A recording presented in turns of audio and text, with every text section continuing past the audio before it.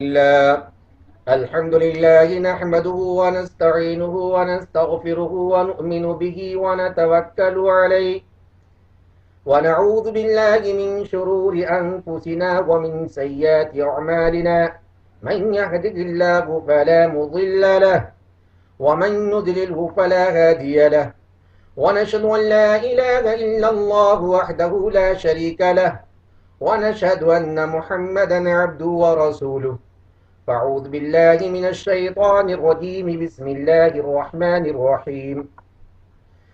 إن الله يأمر بالعدل والإحسان وإيتاء ذي القربى وينهى عن الفحشاء والمنكر والبغي يعظكم لعلكم تذكرون. صدق الله العظيم وصدق رسوله النبي الكريم ونحن على ذلك لمن الشاهدين وشاكرين والحمد لله رب العالمين. حضرات گرامی، معزز سامعین اکرام، بزرگوں اور عزیز دوستوں، ابھی میں نے آپ حضرات کے سامنے قرآن عظیم کی ایک آیت کریمہ تلاوت کی ہے. یہ وہ آیت ہے کہ جس کو ہر خطیب جمعے کی نماز کے اندر جو خطبہ دیتا ہے اس میں پڑھتا ہے. اور اللہ تعالیٰ اس آیت کریمہ کے اندر کیا فرماتے ہیں؟ ہم قرآن کو سمجھتے نہیں. ہماری بہت بڑی یہ بھول ہے. اگر ہم قرآن کو سمجھیں تب ہمیں معلوم ہو کہ قرآن کیا کہتا ہے.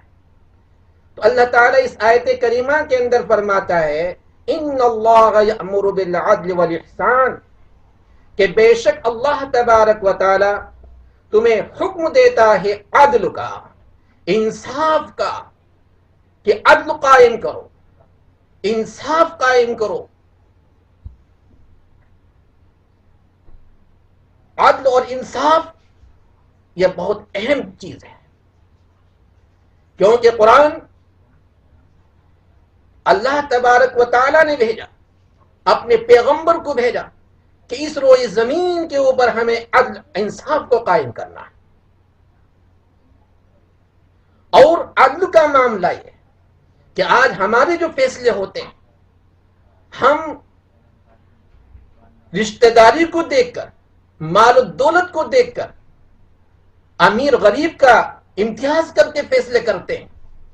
اللہ کی نظر میں ان چیزوں کی کوئی اہمیت نہیں ہے، بلکہ اگر اللہ کے پاس کسی چیز کی اہمیت ہے تو وہ تقوی کی اہمیت ہے. اس لیے اللہ تبارک و تعالی نے فرمایا ان اکرمکم عند اللہ اتقاکم، کہ تم میں سب سے بہترین وہ شخص ہے جو اللہ کے نزدیک سب سے زیادہ ڈرنے والا ہے. تو ہمارے فیصلے مال و دولت کی بنیاد پر نہ ہو، رشتہ داری کی بنیاد پر نہ ہو، بلکہ عدل اور انصاف کی بنیاد پر ہو. ایک واقعہ مجھے یاد آ رہا ہے.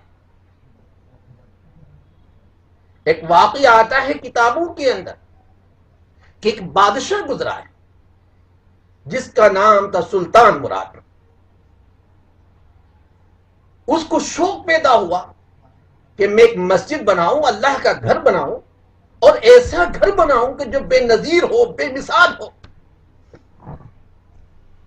چنانچہ اس نے اپنے درباریوں کو بلایا، وزیروں کو بلایا، ماتحتوں کو بلایا اور کہا کہ بھائی میرا ارادہ یہ ہے کہ میں ایک گھر، اللہ کا گھر تعمیر کروں، اور ایسا گھر تعمیر کروں جو بے مثال ہو، بے نظیر ہو، اور جتنا اس کے اخراجات ہوں گے وہ دے دیے جائیں گے.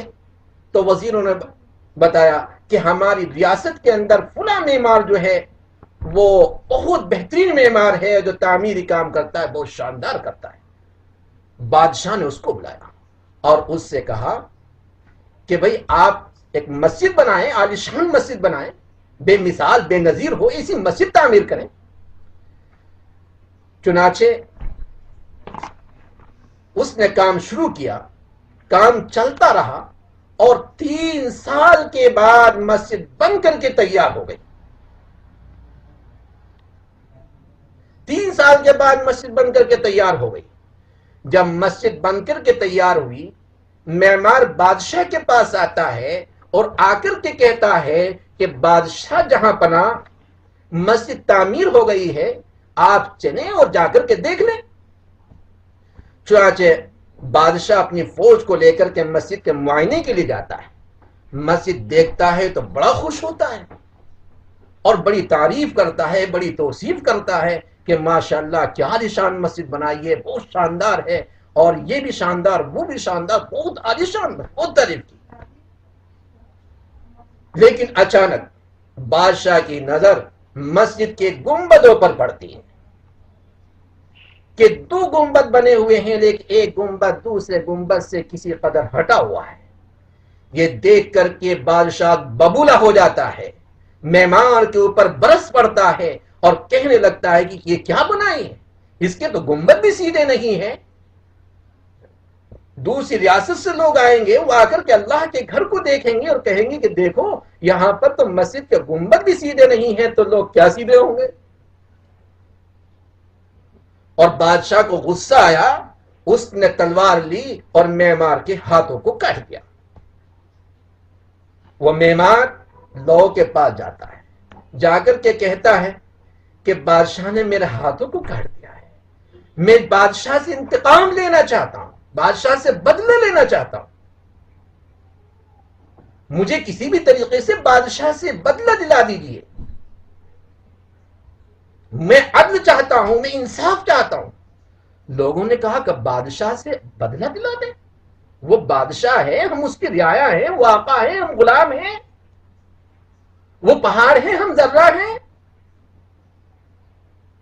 وہ سمندر ہے، ہم قطرہ ہیں، بادشاہ سے ہمارا کیا جوڑ. معمار کہنے لگا کیا میرا خون رائے گا جائے گا، مجھے انصاف نہیں ملے گا. لوگوں نے کہا کہ انصاف ملے گا کہ تو شرعی عدالت میں جا، اور اس عدالت میں جا کہ جس میں قرآن اور حدیث کو سامنے رکھ کر کے فیصلے ہوتے ہیں. یہ معمار قاضی کے پاس جاتا ہے اور قاضی سے جا کر کے کہتا ہے کہ قاضی صاحب میں نے بادشاہ کی چوری نہیں کی ہے، بادشاہ کے ہاتھوں پر حملہ نہیں کیا ہے، جہاں پناہ میرے ہاتھ کیوں کاٹ دیے گئے، میں انصاف چاہتا ہوں، میں عدل چاہتا ہوں. قاضی نے سنا، فوراً بادشاہ کو بلایا اور بادشاہ کو بلا کر کے کہنے لگا کہ کیا آپ نے معمار کے ہاتھ کاٹے؟ بادشاہ دربار میں حاضر ہوتا ہے، عدالت میں حاضر ہوتا ہے اور اس طریقے سے آتا ہے کہ شرم کے مارے پریشان ہے، پانی پانی ہو رہا ہے. جب قاضی صاحب نے کہا کہ کیا تو نے ظلم کیا، اس کے ہاتھوں پر حملہ کیا ہے؟ کہا کہ ہاں حضور، میں نے اس کے ہاتھوں پر حملہ کیا، میں نے اپنے اس کے ہاتھوں کو کاٹا ہے. تو قاضی صاحب کہنے لگے کہ قرآن یہ کہتا ہے کہ جو کسی کے ہاتھ کے اوپر حملہ کرے، قرآن کی روشنی میں، قرآن کے انصاف میں اس کے بھی ہاتھ کاٹے جائیں، لہذا تمہارے بھی ہاتھ کاٹے جائیں گے. یہ سننا تھا. فوراً بادشاہ نے اپنے دونوں ہاتھ سامنے کر دیے کہ لو دونوں ہاتھ حاضر ہیں، میرا ہاتھ کاٹ دیا. یہ دیکھنا تھا معمار کو. فوراً آنکھوں میں آنسو آ گئے اور کہنے لگا قاضی صاحب، جہاں قرآن بدلہ لینے کا حکم فرماتا ہے وہیں قرآن معافی کو پسند کرتا ہے. میں نے بادشاہ کو معاف کر دیا ہے، میں بادشاہ سے اب انتقام نہیں چاہتا.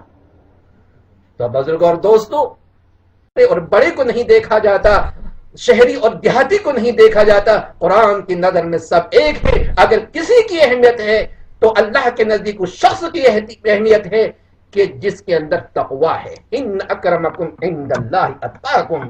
اللہ تبارک و تعالی سے دعا فرمائے پروردگار عالم تقوی کے ساتھ ہم سب کو زندگی گزارنے کی توفیق عطا فرمائے. وآخر دعوانا الحمدللہ رب العالمین.